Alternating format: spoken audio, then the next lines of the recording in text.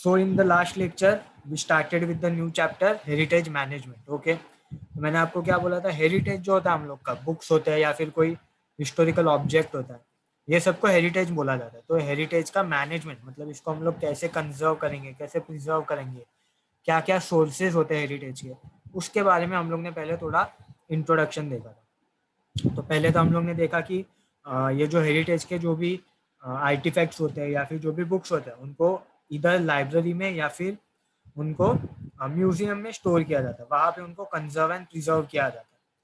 फिर हम लोग ने देखा कि उनके ऊपर बहुत बार कोई ना कोई तो केमिकल या फिर फिजिकल प्रोसेसिंग किया जाता है, ट्रीटमेंट की जाती है, क्योंकि वो लॉन्ग टाइम तक अवेलेबल है, लॉन्ग टाइम तक ये जो भी डॉक्यूमेंट्स है, बुक्स है, वो प्रिजर्व रह सके.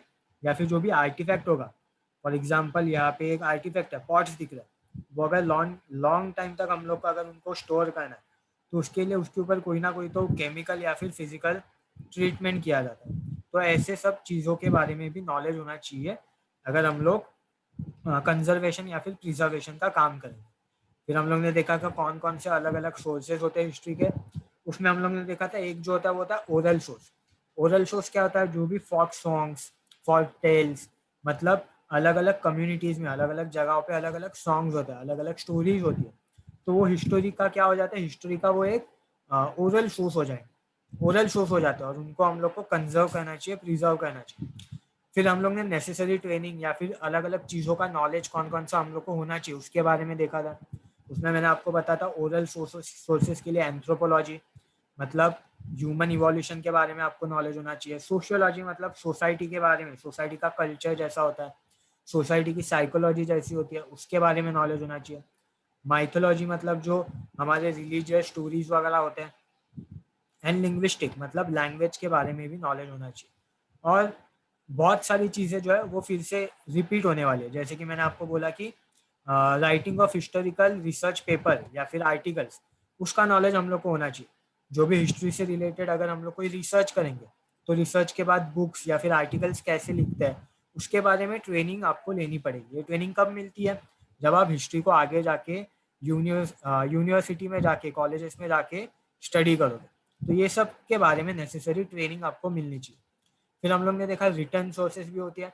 रिटर्न सोर्सेज में क्या क्या आ सकता है, कॉइन्स, कॉपर के प्लेट्स, किसी की पर्सनल डायरी, कोई पिक्चर, कोई फोटोग्राफ, कोई भी इंस्क्रिप्शन. इंस्क्रिप्शन मतलब हार्ड सरफेस के ऊपर लिखा हुआ कोई भी इंस्क्रिप्शन होता है, और अगर सॉफ्ट सरफेस पे लिखा है तो मैंस्क्रिप्शन.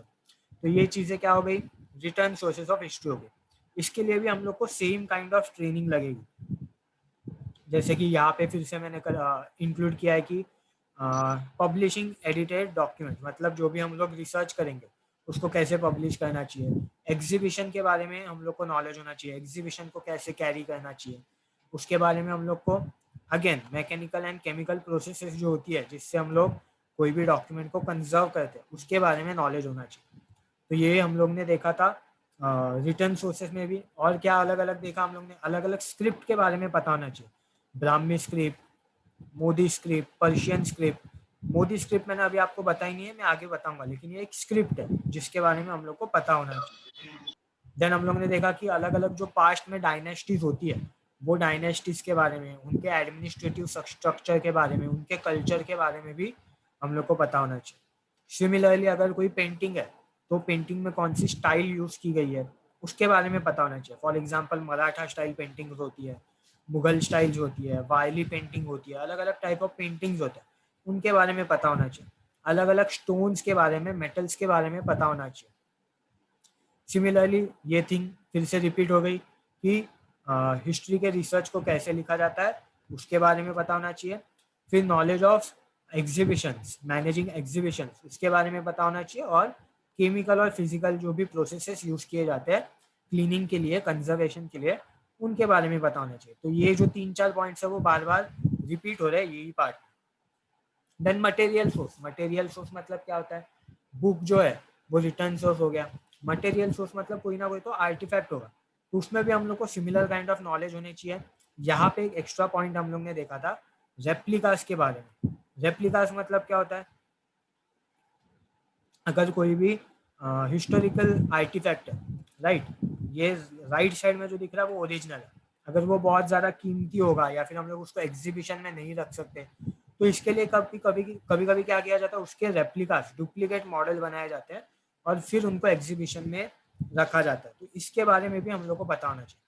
सिमिलरली आर्कियोलॉजिकल मेथड्स के बारे में पता होना चाहिए, क्योंकि ये आर्टिफैक्ट्स कैसे मिलता है हम लोग को, जब हम लोग आर्कियोलॉजी करते हैं, एक्सकेवेशन करते हैं, तब मिलते हैं। उसके बारे में पता होना चाहिए। अलग अलग रीजनल स्टोन्स के बारे में, मेटल्स के बारे में हम लोग को पता होना चाहिए। तो ये सब हम लोग ने लास्ट लेक्चर में देखा था।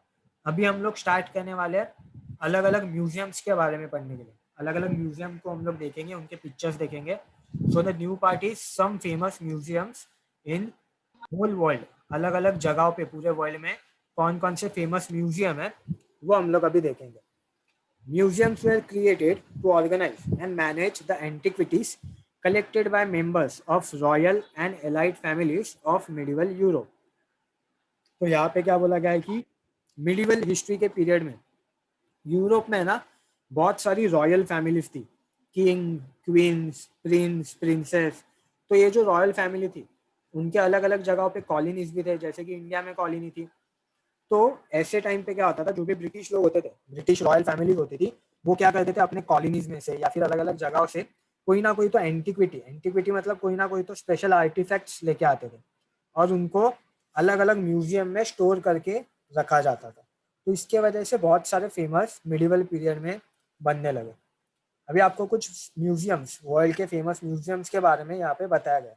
तो ये म्यूजियम्स का नाम आपको याद रखना है, कौन सा म्यूजियम कहाँ पे है, कौन से सेंचुरी में बना गया है, ये सब चीज़ें हम लोग को अभी देखनी। पहला म्यूजियम जो है वो है lower museum in France. The Louvre museum in Paris was established in 18th century. Antiquities collected by members of the royal family were exhibited in the lower museum. ये जो लोअर म्यूजियम है जो कि France में, France में Paris करके एक city है, वहाँ पे ये म्यूजियम है जो कि वर्ल्ड का one of the most famous museum है। इसका पिक्चर आप देख सकते हो, this is the picture of the museum. और ये 18th सेंचुरी में बिल्ड किया गया था। और इसमें क्या किया गया था, जो भी रॉयल फैमिली होती थी यूरोप में की, वो क्या करती थी, अलग अलग जगहों से आर्टिफैक्ट्स कलेक्ट करके लाती थी और ये म्यूजियम में स्टोर करती थी। तो अभी भी अगर आप पेरिस जाओगे तो पेरिस में जैसे आईफिल टावर फेमस है, उसके जैसे ही ये म्यूजियम भी बहुत फेमस है। यहाँ पे भी बहुत सारे लोग विजिट करते हैं। तो ये म्यूजियम का नाम याद रखना। और क्या खासियत है ये म्यूजियम की? It included the much acclaimed painting of Mona Lisa by Leonardo da Vinci, the world renowned artist. He worked under the patronage of Francis I, the King of France, in 16th century. तो ये museum में ना एक बहुत famous painting है। ये painting को क्या बोला जाता है? मोनालिसा पेंटिंग, ठीक है। ये किसने ड्रॉ की थी? Leonardo da Vinci. कौन था ये फ्रांस का जो किंग था 16th सेंचुरी में, उनके लिए काम करता था। वहाँ पे एक बहुत बड़ा आर्टिस्ट था, फ्रांस के किंग थे इन 16th सेंचुरी, फ्रांसिस वन। उनके अंडर ये काम करते थे और इन्होंने एक बहुत बढ़िया पेंटिंग बनाई थी जिसको उन्होंने नाम दिया था मोनालिसा। तो ये पेंटिंग, जो ओरिजिनल पेंटिंग है, वो आपको ये म्यूजियम में देखने को मिलेगी। लोअर म्यूजियम इन फ्रांस में ये पेंटिंग आपको देखने को मिलेगी। इसके लिए बहुत फेमस म्यूजियम है। तो ये एक चीज याद रखना about the painting of Leonardo da Vinci. ये आप देख सकते हो, ओरिजिनल पेंटिंग का एक पिक्चर है म्यूजियम में का। ये म्यूजियम में ऐसे पेंटिंग स्टोर की गई है, कंजर्व की गई है। Okay, the collection in the Louvre museum increase to a great extent because of the antiquities brought back by Napoleon Bonaparte from his conquest. Presently, the museum contains more than 3,80,000 artifacts. Medieval period में France में एक बहुत बड़ा king था, आप बोल सकते हो। किंग नहीं था, एक मिलिट्री मैन था जिसका नाम था नेपोलियन बोनापार्ट। उसने यूरोप में अलग अलग जगह पे जाके वॉर किए थे, मिलिट्री कॉन्क्वेस्ट किए थे और उसमें वो बहुत सारे जगहों पे जीता था। तो जब भी ये किसी जगह पे जाके जीतते थे, वो क्या करते थे, वहाँ पे जो भी एंटिक्विटी होती थी, जो भी आर्टिफैक्ट्स मिलते थे, उनको लेके आते थे और लोअर म्यूजियम में उनको एग्जिबिट किया जाता था या फिर उनको स्टोर किया जाता था, कंजर्व किया जाता था। तो जब नेपोलियन बोनापार्ट ने ऐसे अपने वॉर्स, अपने अलग अलग जगह पे जो भी उन्होंने कॉन्क्वेस्ट किए थे, वहाँ से अलग अलग चीज़ें लाना स्टार्ट की, तभी से म्यूजियम में ज़्यादा से ज़्यादा चीज़ें बढ़ने लगी। और एट प्रेजेंट वहाँ पे ऐसा बोला जाता है कि अराउंड 3,80,000 अलग अलग तरीके के आर्टिफैक्ट्स वहाँ पे स्टोर किए गए, कंजर्व किए गए। This is a picture of Napoleon Bonaparte. Okay, तो ये हो गया हमारे लोअर म्यूजियम इन फ्रांस के बारे में। नाउ नेक्स्ट म्यूजियम आपको जो दिया गया है वो है ब्रिटिश म्यूजियम इन इंग्लैंड। तो the British museum in London was established in 18th century. ये भी जो म्यूजियम है वो 18th सेंचुरी में एस्टैब्लिश किया गया था। अब इसका पिक्चर देख सकते हो। कहाँ पे है ये म्यूजियम? लंदन में, इंग्लैंड में, ठीक है, यूनाइटेड किंगडम में जो सिटी है लंदन, वहाँ पे ये म्यूजियम बिल्ड किया गया। Sir Hans Sloane, a natural scientist, handed over about 71,000 objects in his collection to the King of England George II. It included several books, pictures, specimens of preserved plants, herbarium, etc. तो यहाँ पे इन्होंने क्या बोला गया है कि एक नेचुरल साइंटिस्ट थे जिनका नाम था सर हैंस स्लोन। इन्होंने क्या किया था, उन्होंने बहुत सारी चीज़ों को स्टोर किया था और उन्होंने वो सारी चीज़ें बाद में इंग्लैंड के जो किंग थे जॉर्ज टू, उनको दे दी थी। और कितनी चीज़ें थी? टोटल 71,000 अलग अलग ऑब्जेक्ट्स थे, जिसमें क्या क्या था? कोई बुक्स थे, बुक्स मतलब कोई भी नेचुरल साइंटिस्ट से रिलेटेड बुक्स होगी, या फिर अलग अलग पिक्चर्स थे, अलग अलग प्लांट्स वगैरह, फिर अलग अलग तरीके के पिक्चर्स उसमें थे। और उसके साथ अलग अलग स्पेसिमेंट्स थे। स्पेसिमेंट्स क्या होता है? स्पेसिमेन मतलब कोई भी प्लांट या फिर कोई भी अगर एनिमल है, उसके बोन्स या फिर प्लांट्स के जो फॉसिल होते हैं उनको प्रिजर्व किया जाता है, तो उनको प्लांट के स्पेसिमेन बोला जाता है। एक एग्जाम्पल के तौर पे कि पर्टिकुलर प्लांट जो है वो कैसे दिखता है, तो उसको बोला जाता है प्लांट के या फिर एनिमल के स्पेसिमेंस। और जो प्लांट्स के स्पेसिमेंस होते हैं उनको हर्बेरियम बोला जाता है। तो ये सारी चीज़ें जो है वो साइंटिफिक स्टडीज़ के लिए यूज़ होती है, और उनको सर हैंस स्लोन ने स्टोर किया था, और उन्होंने बाद में इंग्लैंड के किंग को ये चीज़ें हैंड ओवर कर दी। तो वो किंग ने क्या किया, ये जो म्यूजियम है, विच म्यूजियम, इंग्लैंड का जो म्यूजियम है ब्रिटिश म्यूजियम, वो म्यूजियम में इन्होंने ये सारी चीज़ें को क्या किया, प्रिजर्व किया, वहाँ पे कंजर्व किया। Later the collection was expanded by addition of various art objects and ancient artifacts collected by the British people from British colonies. Presently the museum collection comprises about 80 lakh objects. तो ऐसा बोला जाता है कि अभी के time पे ये म्यूजियम में around 80 lakhs, 80 lakhs is very big number, इतने ऑब्जेक्ट्स, अलग अलग तरीके के ऑब्जेक्ट्स ये म्यूजियम में स्टोर किए गए। मैंने जो फर्स्ट इमेज दिखाया था आपको वो सिर्फ ये फ्रंट गेट का था। देखो ये फ्रंट गेट जो है उसका इमेज हम लोग ने पहले में देखा था इसमें, राइट। लेकिन ये म्यूजियम ओरिजिनली देखो बहुत बड़ा है, जो पूरा पार्ट है ये म्यूजियम का पार्ट है। तो इसके लिए ये म्यूजियम बहुत बड़ा है और बहुत फेमस म्यूजियम है। अराउंड 80 लैक्स ऑब्जेक्ट्स यहाँ पे। ये म्यूजियम की इनर साइड का एक पिक्चर आप देख सकते हो। और यहाँ पे भी क्या बोला गया है कि ब्रिटिश लोगों की अलग अलग जगहों पे कॉलोनीज होती थी, तो वहाँ से वो लोग बहुत सारी चीज़ें लेके आते थे और ये म्यूजियम में उनको स्टोर किया जाता था। तो ऐसे दो म्यूजियम के बारे में हम लोग को बता गया। नाउ जो थर्ड म्यूजियम जो हम लोग को देखना है वो है national museum of natural history, United states of America. तो थर्ड म्यूजियम कहाँ का है? अमेरिका में का। This museum of natural history managed by the Smithsonian Institute was established in 1846 common era. तो यहाँ पे एक म्यूजियम के बारे में दिया गया, national museum of natural history, और बोला गया कि ये कौन मैनेज करता है या फिर किसने ओपन किया था। तो यूनाइटेड स्टेट्स में एक इंस्टीट्यूशन है जिसको बोला जाता है स्मिथसोनियन इंस्टीट्यूट। क्यों बोला जाता है स्मिथसोनियन? क्योंकि इसके जो एस्टैब्लिशर थे,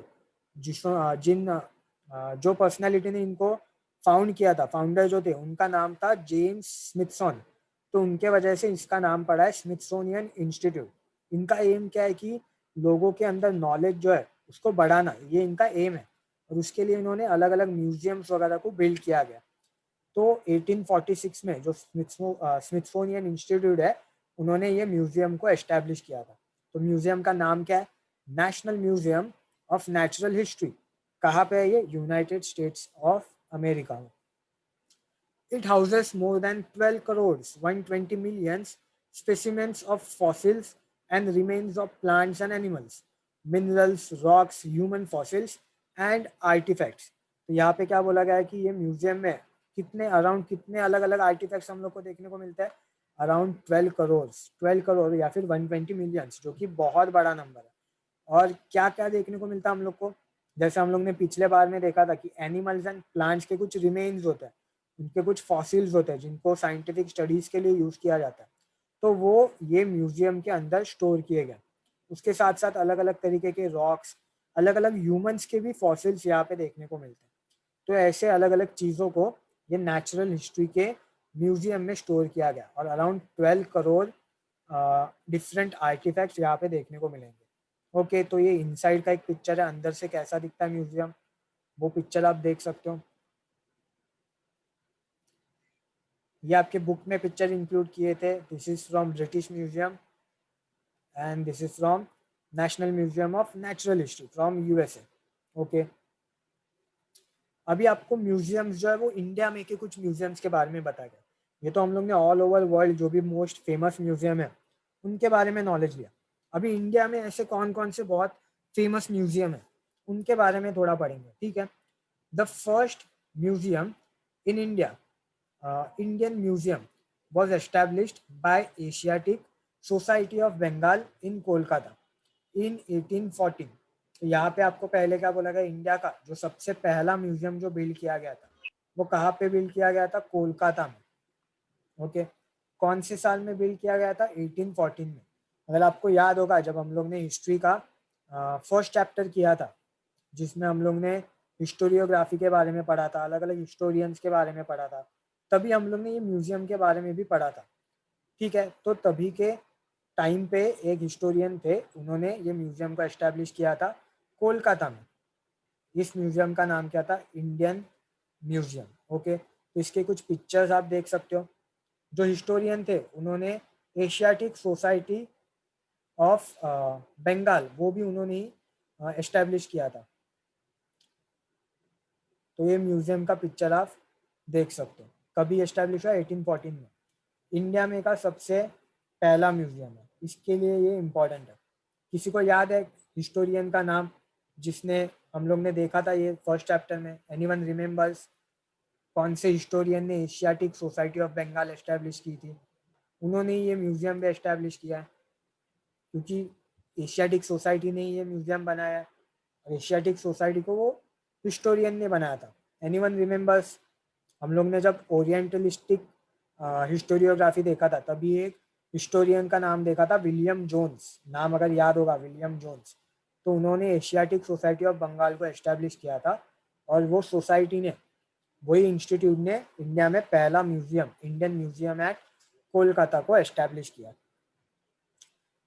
म्यूजियम के अंदर के कुछ पिक्चर्स आप देख सकते हो, अलग अलग एनिमल्स के स्पेसिमेंस है। ये एक एलिफेंट का स्पेसिमेन है। अलग अलग चीज़ों को यहाँ पे प्रिजर्व किया गया है, स्टोर करके रखा हुआ है। The second museum in India, government museum, was established in Chennai in 1851। तो जो सेकेंड म्यूजियम है जो इंडिया में एस्टेब्लिश किया गया था वो कभी किया गया, 1851। फर्स्ट कभी हुआ, 1814। सेकेंड कभी हुआ, 1851।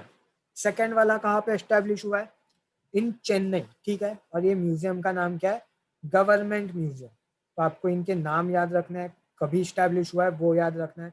जैसे कि पहला वाला था इंडियन म्यूजियम जो 1814 में, ये वाला 1851 में गवर्नमेंट म्यूजियम। और कहाँ पे वो याद रखो, Kolkata, and this one is in Chennai. और इसके कुछ पिक्चर्स आप देख सकते हो। This is the inside of the museum, government museum. और एक आपको एक म्यूजियम दिया गया है जो कि इंडिया में बहुत फेमस है, the national museum, was establish in Delhi in 1949। तो ये पहला ऐसा म्यूजियम है जो हम लोग ने इंडिपेंडेंस के बाद बहुत बड़ा म्यूजियम एस्टैब्लिश किया था। कहाँ पे, ये हमारे कैपिटल सिटी में, दिल्ली में। म्यूजियम का नाम क्या है, नेशनल म्यूजियम ऑफ दिल्ली या फिर नेशनल म्यूजियम। तो ये म्यूजियम का पिक्चर आप देख सकते हो। सम पिक्चर्स फ्रॉम इनसाइड, अंदर का कोई पिक्चर आप देख सकते हो। अलग अलग आर्टिफैक्ट्स हम लोग को दिख रहे हैं। These artifacts are from Harappan civilization. जो कि इंडिया का one of the most ancient civilisation है। तो ये आर्टिफैक्ट्स वो म्यूजियम के अंदर हम लोग को देखने को मिलता है। Presently, there are several museums in various states of India. Usually, the big museums have their own archives and libraries. Some museums are affiliated to universities. Such museums also offer courses in museology. तो आपको पहले क्या बोला गया कि India में अलग अलग स्टेट्स में बहुत सारे अलग अलग म्यूजियम हैं। कुछ म्यूजियम्स ऐसे इतने बड़े हैं कि वो म्यूजियम की अपनी एक आर्चिव या फिर लाइब्रेरी भी होती है। ओके, और एक चीज क्या बोली गई है आपको, कुछ ऐसे म्यूजियम है ना जो यूनिवर्सिटीज हैंडल करता है। यूनिवर्सिटी मतलब जो भी हम लोग 10th के बाद जो भी स्टडी करते हैं, लाइक 12th के बाद जो भी स्टडी करते हैं ग्रेजुएशन के लिए, किससे करते हैं हम लोग, यूनिवर्सिटी से करते हैं। मुंबई यूनिवर्सिटी, पुणे यूनिवर्सिटी, तो कुछ यूनिवर्सिटीज है ना ऐसे म्यूजियम को हैंडल करती है। और ऐसे कुछ म्यूजियम्स या फिर ऐसी कुछ यूनिवर्सिटी है इंडिया में जो म्यूजियोलॉजी के लिए कोर्सेज ऑफर करती है। म्यूजियोलॉजी का मतलब क्या, म्यूजियम के बारे में स्टडी करना, म्यूजियम में कैसे अलग अलग एग्जीबिशन होल्ड किए जाते हैं, कैसे मैनेज किए जाते हैं, या फिर रेप्लिकास वगैरह जो हम लोग ने पहले पढ़ा, वो सब म्यूजियम के स्टडी को क्या बोला जाता है, म्यूजियोलॉजी। तो म्यूजियोलॉजी के कोर्सेज बहुत सारे यूनिवर्सिटीज में इंडिया में अवेलेबल है। ऐसे ही कुछ यूनिवर्सिटीज का या फिर ऐसे कुछ म्यूजियम्स का आपको नाम दिया गया है। आगे हम लोग यूनिवर्सिटीज का नाम देखेंगे, पहले हम लोग कुछ म्यूजियम्स का नाम देखते हैं। You will like to know famous museums in India. तो जो भी हम लोग ने देखे उसके साथ और कुछ फेमस म्यूजियम्स है, जैसे कि पहले हम लोग ने देखा था इंडियन म्यूजियम, फर्स्ट वाला इन कोलकाता। उसके बाद में हम लोग ने थर्ड वाला जो देखा था नेशनल म्यूजियम ऑफ दिल्ली। वैसे ही मुंबई में एक बहुत बड़ा म्यूजियम है, छत्रपति शिवाजी महाराज वस्तु संग्रहालय इन मुंबई। सरालजंग म्यूजियम इन हैदराबाद, ये एक बड़ा म्यूजियम है। The calico museum in of textiles इन अहमदाबाद, ये एक बहुत बड़ा म्यूजियम है इंडिया में। तो ऐसे बहुत सारे म्यूजियम है। और जैसे मैंने आपको बोला कुछ म्यूजियम जो है वो यूनिवर्सिटी हैंडल करती है और म्यूजियोलॉजी के बारे में कोर्सेज ऑफर करती है। म्यूजियोलॉजी के बारे में अलग अलग चीज़ों को सिखाती है कुछ यूनिवर्सिटी। वो यूनिवर्सिटी कौन कौन सी है वो हम लोग अभी आगे देखेंगे। Following are the some of the well-known institute and university which offer degree and diploma courses in museology. तो म्यूजियम के स्टडी के लिए ये अलग अलग यूनिवर्सिटीज या फिर म्यूजियम्स आपको कोर्सेज ऑफर करते हैं। वहाँ पे जाके आप सीख सकते हो कि म्यूजियम को कैसे हैंडल करना है, म्यूजियम में क्या क्या मेथड्स यूज किए जाते हैं एटसेट्रा। तो उसको म्यूजियोलॉजी बोला जाता है। पहला ऐसा कौन सा म्यूजियम है, नेशनल म्यूजियम इन दिल्ली, जो अभी अभी हम लोग ने देखा था नेशनल म्यूजियम ऑफ दिल्ली। वहां पे भी आप म्यूजियोलॉजी के बारे में जाके कोर्स पढ़ सकते हो। Then there is a museum in Vadodara, Maharaja Sayaji Rao university. ये एक यूनिवर्सिटी है वडोदरा में, वो आपको म्यूजियोलॉजी के बारे में कोर्स ऑफर करती है, म्यूजियोलॉजी के बारे में अलग अलग चीज़ें सिखाती है। Then there is another university in Kolkata which is known as Kolkata university. वहाँ पे भी आप म्यूजियोलॉजी के बारे में जाके पढ़ सकते हो। another museum another university which is given, it is Banaras Hindu university, BHU बोला जाता है इसको, वाराणसी में, ठीक है, उत्तर प्रदेश में है ये। और यहाँ पे भी म्यूजियोलॉजी के बारे में कोर्सेज सिखाए जाते हैं। Another one is in Aligarh, Aligarh Muslim university, AMU, ये भी हम लोग को उसी एरिया में दिखाई देती है। और यहाँ पे भी म्यूजियम के बारे में पढ़ने को मिलता है। The last one is Jiwaji university in Gwalior. Gwalior जो है वो मध्य प्रदेश में, ठीक है। तो यहाँ पे भी हम लोग को म्यूजियोलॉजी के बारे में कोर्सेज सिखाए जाते हैं। तो ऐसे करके हम लोग को अलग अलग यूनिवर्सिटी के नाम दिए, जो यूनिवर्सिटीज अलग अलग म्यूजियोलॉजी के कोर्सेज अवेलेबल करते हैं। जीवाजी यूनिवर्सिटी हम लोग ने देखी मध्य प्रदेश, उसके बाद में Aligarh university, Banaras university in Uttar Pradesh, Kolkata university in Kolkata, Sayaji Rao university in Vadodara and national museum in Delhi. ये सारी यूनिवर्सिटी आपको म्यूजियोलॉजी के बारे में सिखाती है। नाउ जैसे कि हम लोग ने पढ़ा अभी कि हमारे महाराष्ट्र में भी एक बहुत बड़ा म्यूजियम है विच इज़ इन मुंबई। तो उस म्यूजियम के बारे में भी आपको कुछ इंफॉर्मेशन दी गई है। छत्रपति शिवाजी महाराज वस्तु संग्रहालय कहाँ पे, ये किसी को पता है? फोर्ट के यहाँ पे, CST के यहाँ पे म्यूजियम है। In 1904, some influential residents of Mumbai decided to establish a museum to commemorate the visit of Prince Wales to India. In the month of November of 1905, the foundation was laid of the museum building. तो अभी क्या बोला गया यहाँ पे कि मुंबई में है ना एक प्रिंस ऑफ वेल्स है. प्रिंस ऑफ वेल्स मतलब ये भी यूनाइटेड किंगडम्स के यहीं पे आता है. वेल्स करके एक कंट्री है, वहाँ के एक प्रिंस थे जो इंडिया को विजिट करने वाले थे. ठीक है, ये उनका पिक्चर है, ये इंडिया को विजिट करने वाले थे. तो 1904 में इंडिया मुंबई में अलग अलग लोगों ने सोचा कि हम लोग ये प्रिंस के नाम पे एक नया म्यूजियम ओपन करेंगे. और 1905 में इन्होंने ये म्यूजियम बिल्ड करने को स्टार्ट कर दिया था. नवंबर 1905 में ये म्यूजियम बिल्ड करना स्टार्ट किया गया था. तो ये एक प्रिंस ऑफ वेल्स के विजिट के लिए बनाया गया था. और इसके लिए इसका पहले का जो नाम था वो नाम था प्रिंस ऑफ वेल्स म्यूजियम. आप देख सकते हो म्यूजियम का पिक्चर. अगर आपने कभी विजिट किया होगा, यू कैन टेल मी. किसी ने विजिट किया है? मुंबई में ही है, CST में. Anyone have visited this museum? No, no one. Okay, so this museum is in CST. अगर कभी पॉसिबल हो तो वहाँ पे जाके आप म्यूजियम को विजिट करो. It is a very good museum. It was decided that the name of the museum will be Prince of Wales Museum of Western India. It was renamed as Chhatrapati Shivaji Maharaj Vastu Sangrahalaya in 1998 Common Era. तो पहले जब ये museum build किया गया था तब ये museum का नाम अलग था. क्या नाम था? Prince of Wales museum of western India. क्यों? क्योंकि ये म्यूजियम बिल्ड किया गया था फॉर प्रिंस ऑफ वेल्स के विजिट के लिए.